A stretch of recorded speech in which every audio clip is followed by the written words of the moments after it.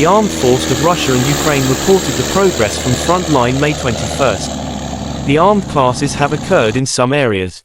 In Kherson direction, up to 15 Ukrainian troops, 6 motor vehicles, and 1 Akatsiya self-propelled howitzer have been destroyed by Russia over the past 24 hours.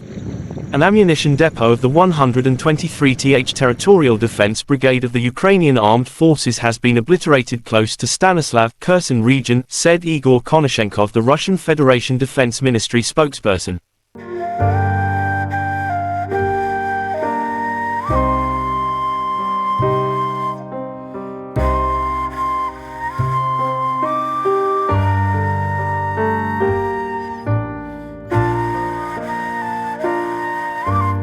The Russian Federation Defense Ministry spokesperson Lieutenant General Igor Konashenkov May 21 said in total the armed forces of Ukraine lost 428 fighter jets and 234 helicopters, 4,245 unmanned aerial vehicles, 424 anti-aircraft missile systems, 9,251 tanks and other armored fighting vehicles.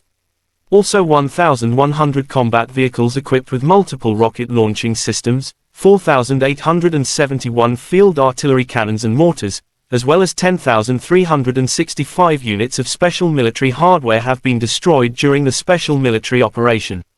The other side from Kiev, the armed forces of Ukraine in an official statement May 21 said Russia lost 730 servicemen in a single day, including 2 tanks, 16 armored fighting vehicles, as well as 23 artillery systems and 21 drones. In total, Kremlin lost 203,160 servicemen. President of Ukraine Volodymyr Zelensky finished this very difficult yet very important week.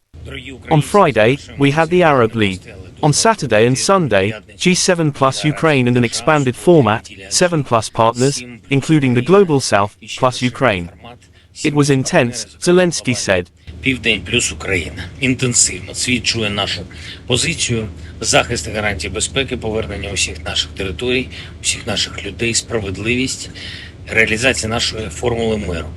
У кожному суттєвому для України пункту маємо розуміння зі світової більшості і разом будемо збільшувати український потенціал. Цієї суботи День науки в Україні, і ще більше ми даємо Україні можливості, то більше ми даємо і усім, хто працює у цій шляхетній сфері. Я вітаю всіх наших науковців. Сьогодні, в неділю, тут, в Хіросімі, Україна була дійсно початку. Terima kasih sudah nonton. Jangan lupa like, subscribe, dan share ya.